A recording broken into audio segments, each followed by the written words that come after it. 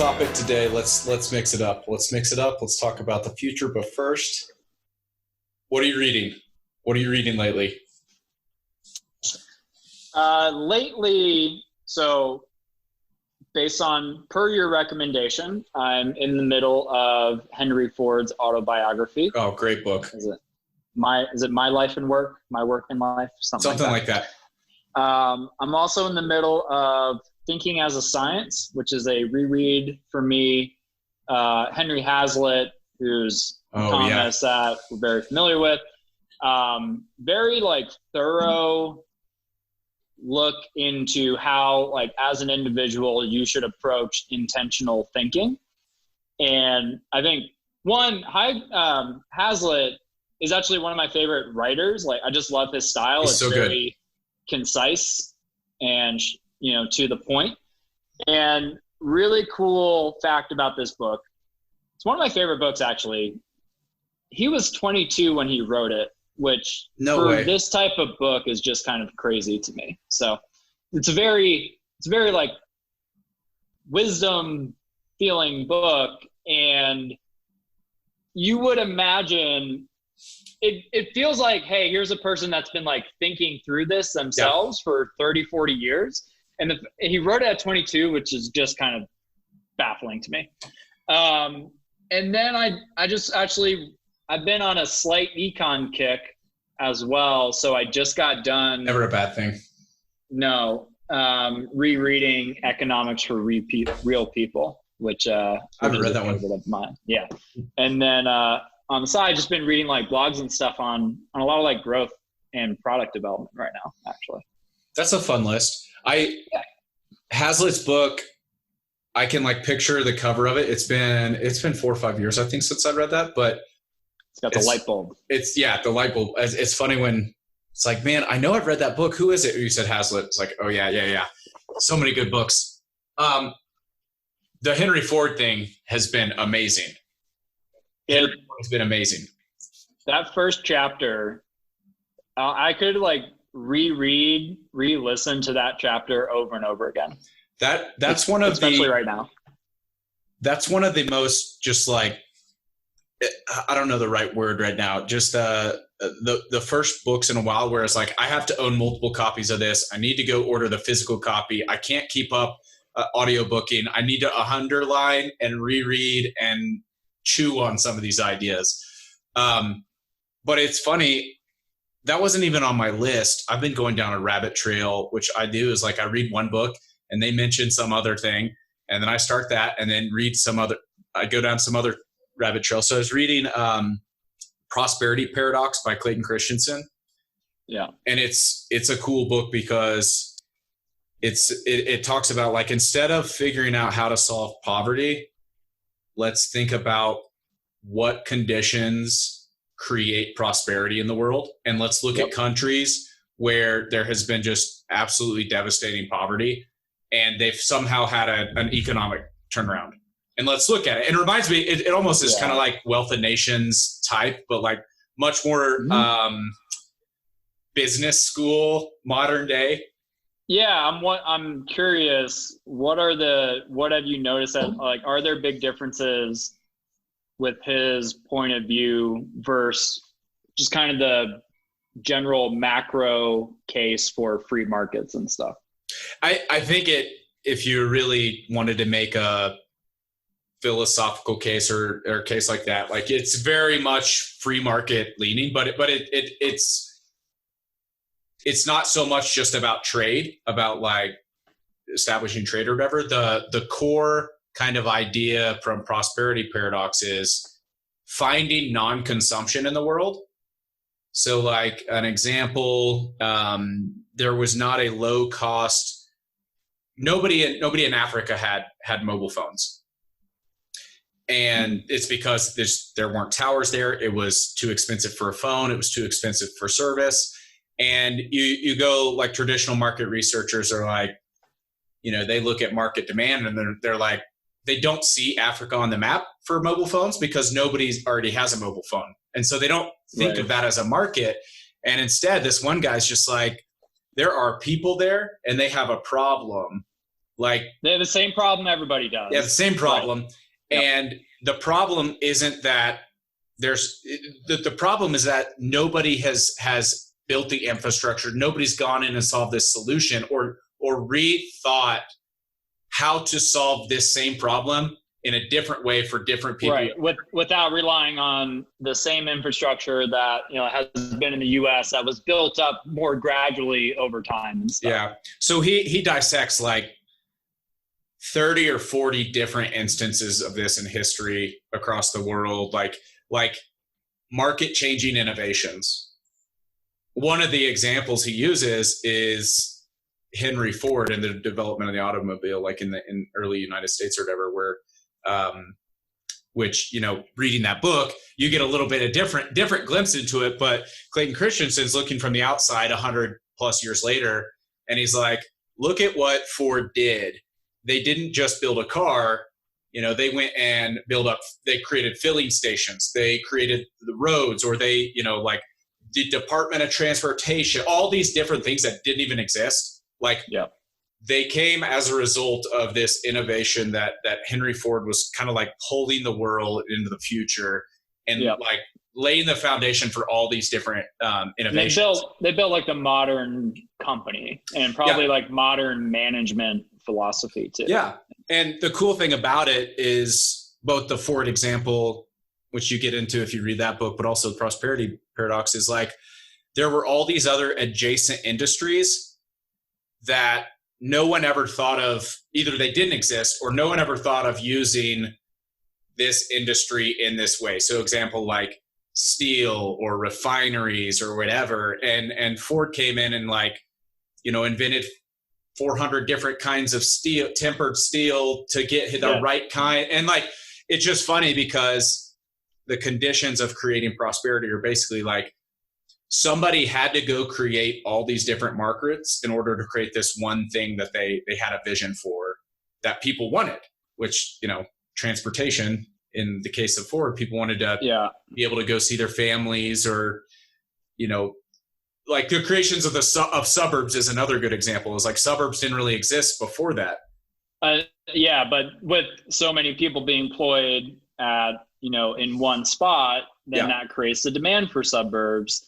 And it's like, okay, if you try to do that before that specific problem existed, they're like, nobody would want it. Yeah. Nobody wants to live, 40-minute drive away if they don't have a car. So anyway, both of those books have just they've had my wheels turning about so many different things. And which brings up the kind of the bigger idea I want to talk about today is like the future. As I've been thinking about those ideas, I've been spending a lot of time in the past, like these historical examples. And I was just thinking about Ford in particular. Is like, this guy saw something that nobody else did. There's no way that he didn't have some glimpse of where he wanted to go. He was just innovating at such a rapid pace. And so I've been looking out in the world and like, what are the things happening right now that excite me the most? What's the most interesting, maybe not the most interesting idea happening, but I've just been thinking about a lot of different things that really interest me. So I'm going to turn it over to you. Got? No. Okay. I'm on a roll. I want to kick things off. Yeah, go for it. So one of my side interests has always been grocery stores. And I think that's, that was one of my first jobs. I had such a great experience or whatever. I loved it. I've been thinking about grocery stores and the way we shop in general for a long time. I wanted to create a grocery delivery app years ago. Spec'd it all out when I was in college. Didn't ever do anything with it. But I've been thinking about that, and not just grocery stores, but just shopping in general. Mm-hmm. And especially in the world we live in, like this, if this pandemic is going to change a lot of things, are shopping centers even going to exist anymore? And one of the ideas that I was thinking about is the future where I have a fridge that just orders things from grocery stores that every time I'm out, or my cabinets, like everything is self-perpetuating, filling back up. I never have to go do these things that are just a part of the way we already live. Like I go to the grocery store once or twice a week.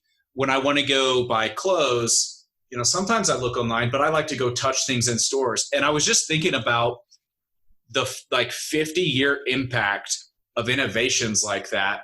What happens if kids grow up and doing these things that we take for granted are no longer a part of their life? Are they even going to do them? Are we even going to have grocery stores in 50 plus years if that's not a part of life as you grow up? And so I've just kind of been thinking about what are the other little things that we do right now that aren't going to belong in the future?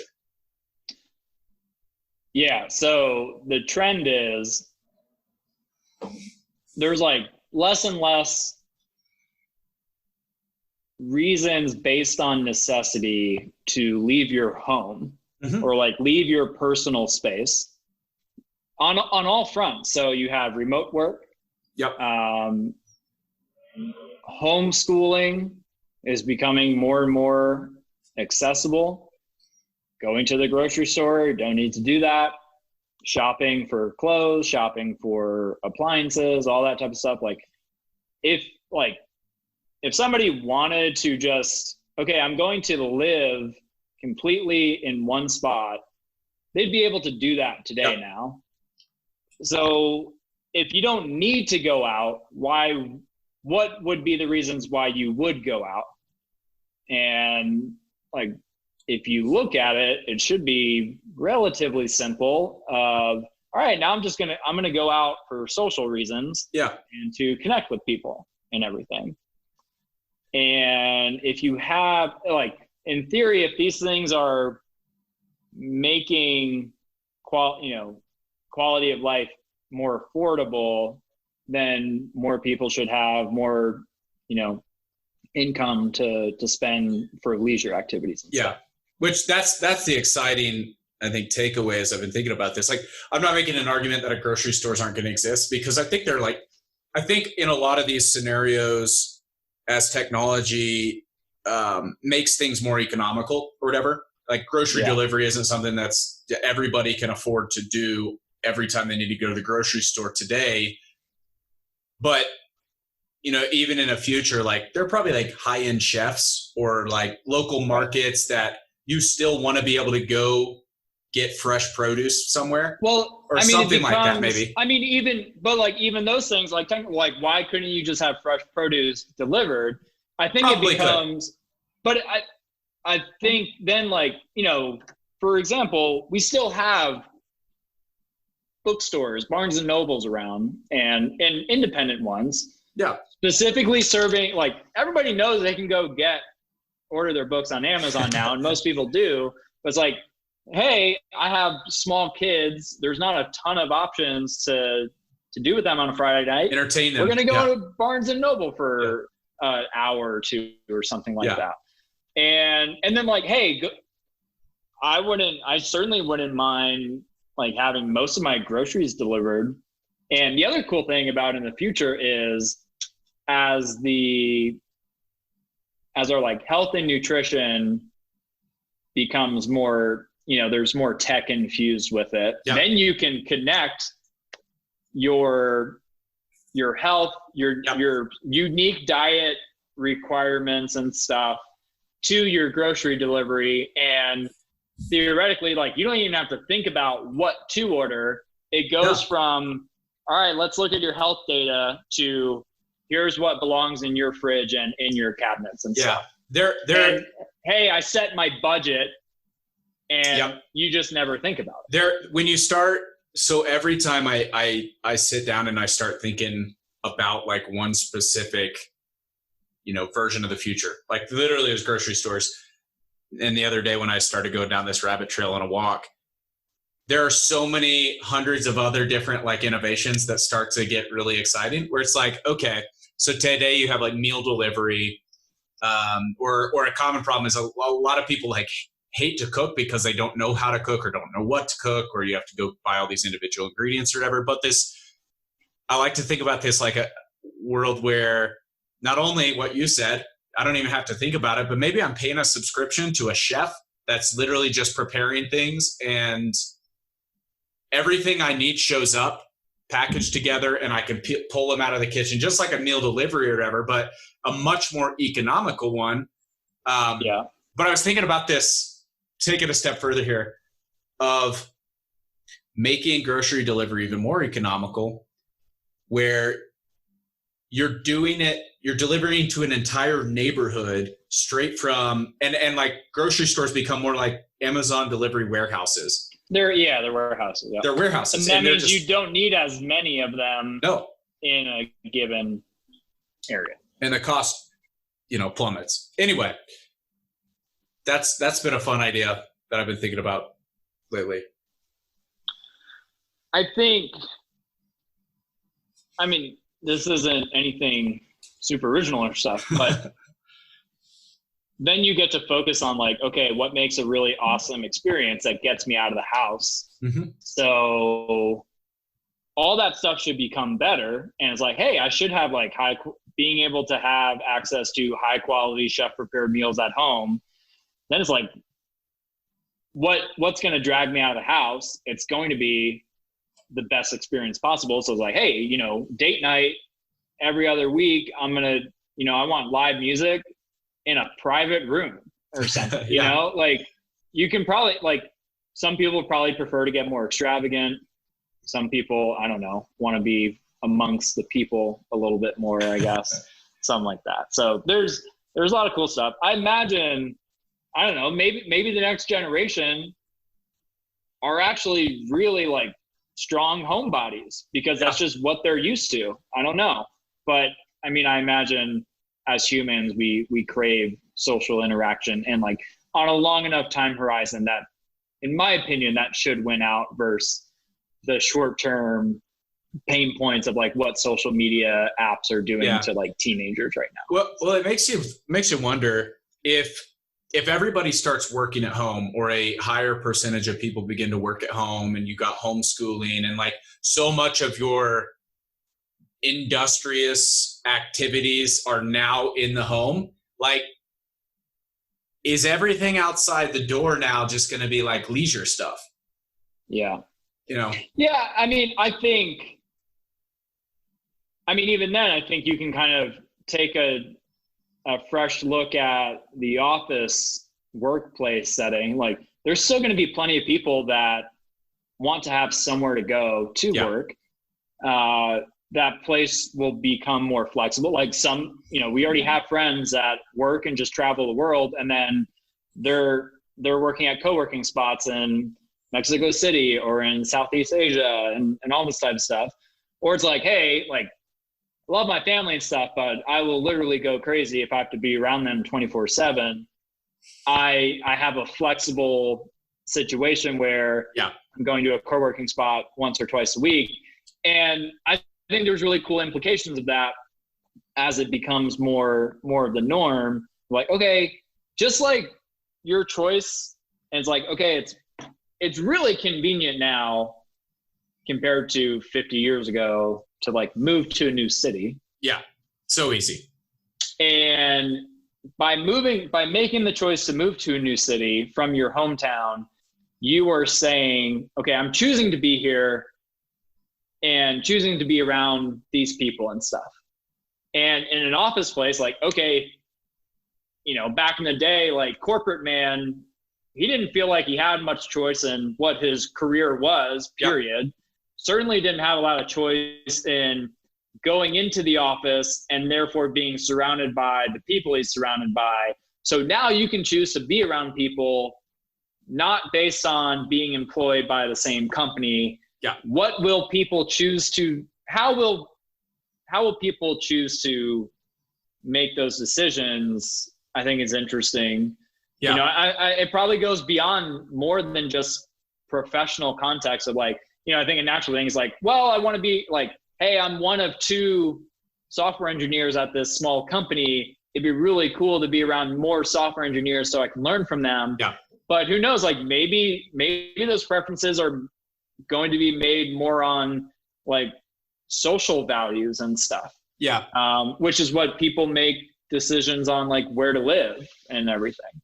I think, I know this is an idea we've talked about too, but this just spurred another thing, is like, when you think about how people are, it is still pretty easy to move to a city, but one of the hurdles is still like finding where to live and finding, who are those people I want to interact with. Your social circle, your social network. I would be very surprised if some version of a solution, like pre-packaged, like you pay a subscription, you move around the country, your apartment's already there. There's a handful of people that and you guys are just like nomading around the country, different cities. Like that seems like something that should exist today if it doesn't. Yeah, a slightly different take on that, especially like I keep hearing people talk about, because of lockdown and everything, like, oh, I'm going to go build my compound now out in the middle of nowhere and stuff. Like, is there like a business model to provide like compounds to groups of people? Like, all right, I'm going to get together with 10 of my friends. We all work remotely. Yeah. There's, maybe we're all coupled up or most of us are coupled up or something. Let's go pick a spot in the, middle of the country, kind of off the beaten path, and just have our own property and everything set up there. Like we have our own, maybe it's probably multiple houses on the same property. You have more land and you live somewhat self-sufficiently. I don't know. There's some things I really like about that, and then some things I don't like about that. It's very appealing. It's very appealing. Let's go set up our own little mini society. Well, we're going to do that over the next 10 to 15. That's no question. Yeah, that sounds like a lot of fun. All right, what other ideas you got? I was steering that.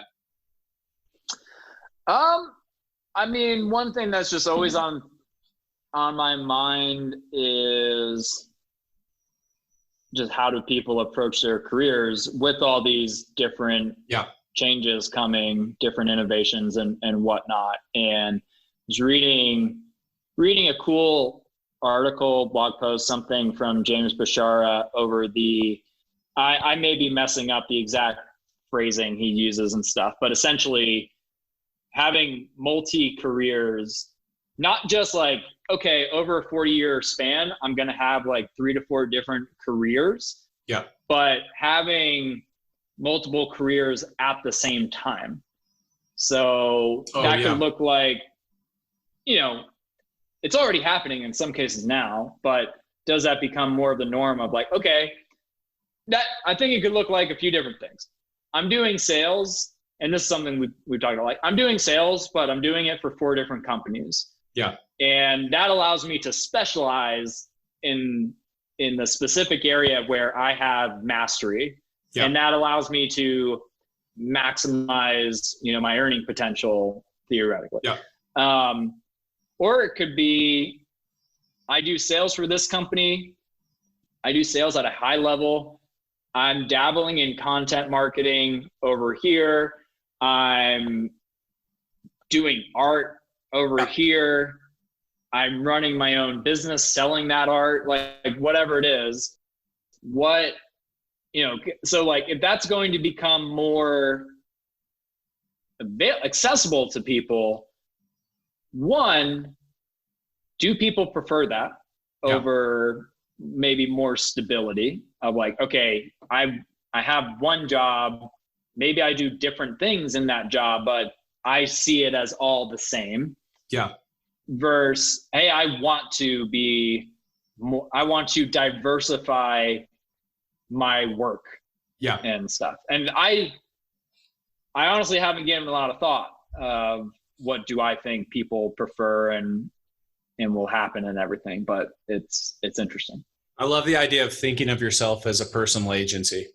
Like you have personal agency and you are a personal agency, and you're almost like contracting out different things to scratch different itches. Yeah. You're starting to see. There's something I like that concept overall, and like the concept of like treating yourself as a business and like me.inc and all that type of stuff and whatever other people have called it. Yeah. There's something that has never appealed to me about it either though. And like what gets me really excited is building things beyond myself. Yeah. And, with Praxis, I see this as, okay, like this is something we could have pretty awesome impact with over a long timeline. But I like that I see it as something more than just like me and like my career. Yeah. Whereas like if I viewed it more as like, okay, I'm constantly a free agent and I'm going from spot to spot and everything. Yeah. And from a philosophical standpoint of like, what do I think other people should do? Like, do whatever you want. And I think it's really cool to just have all those options and stuff. But I don't know if I would personally prefer to lean into that direction. Yeah. So another book I forgot to mention earlier that I just finished. I'm reading a second companion to this or whatever is Rich Dad Poor Dad. And so he talks about this thing called the cash flow quadrant. And basically it's where you earn your money. One of them is as an employee, small business owner, an actual big business owner. So like something that you can not be part of the business, you own the business, you don't have to participate in it. And then as an investor, I think that kind of approach is interesting applied to the same thing where maybe it's not about having 4 different employment contracts, but like diversifying those different your income streams. And it's like, so yeah, I do sales here, but I also have my own little small business. I have a paid newsletter or whatever. And then I started a business last year and it runs itself. And I also buy real estate or I do some stock investing or I have a venture capital fund or whatever it is. Like I almost think the people who, it's not just about achieving financial freedom, but like go out and achieve the kind of career freedom that they really want. Like they're structuring their lives in a way where they're building up some assets where it's not just how can I do more inputs of my time and work and whatever. How can I get more out of all the stuff I already know how to do, basically. Yep. Yeah, I like that. A cool personal thing about it is that I think probably our generation has this in particular is, well, maybe that's not true, but it does exist. And that personal, you identify with your job. Yeah. Probably too much. Yeah. And what you're describing is like, you would never identify with just one thing. You'd be identifying with on a more individual basis of both like, hey, here's my unique stack of things that I work on and my different income streams and everything like that, as well as like, hey, here are my unique skills and strengths and contributions. Yeah. As opposed to like my mental health is dependent on this one company and its status of, is it the up and coming startup or is it just successful or not, or what's happening and everything. Yeah. I think that as you, I mean, like you said, our generation does identify a lot, but I think as you start to move away from just, I only am an employee here, not only do you get a little bit more freedom, but maybe like less stress, like less anxiety, because as you start to embrace those other sides of your identity and like going out and, I don't know, being an artist in your spare time, whether you're doing it for money or not, like letting those, I'm multi-dimensional, like letting some of those other dimensions out. So, well, I think having that freedom, then you have far fewer excuses of like feeling trapped at your job. Yeah. Because like, okay, if, assuming more and more people are going to be capable of this, it's easier to have 2, 3, 4 different opportunities you're working on. Now you should never feel stuck in one place. And therefore more companies have more satisfied contributors, whether they're employees or not. And theoretically, that should lead to better overall performance of all those companies and everything, and personal fulfillment, happiness, satisfaction, what have you. It's exciting to think about. Definitely different times than where, the traditional employment career approach used to be, like what it used to be in the past. So exciting times. All right. It's been another episode. Hit subscribe, tune in. We've got more stuff coming your way soon.